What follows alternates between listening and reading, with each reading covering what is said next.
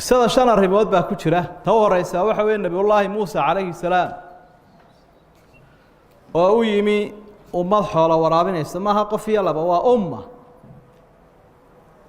ummad dad badan baa meeshii ceelka xoolo ka waraabinaya laba hablood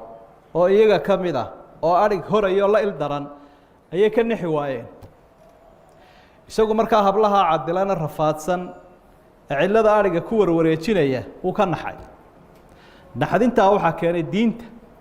iyagoo ma ay ka naxaan reerkoodii baa aana ila isma aqoon safar buu isagu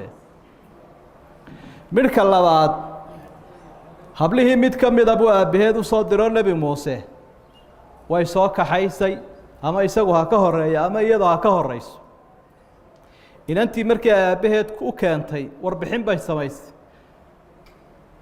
odaygii oo aabbaha culimada qaarkood waa Shucayb bay yiraahdaan qaarna waa adoon kale oo wanaagsan buu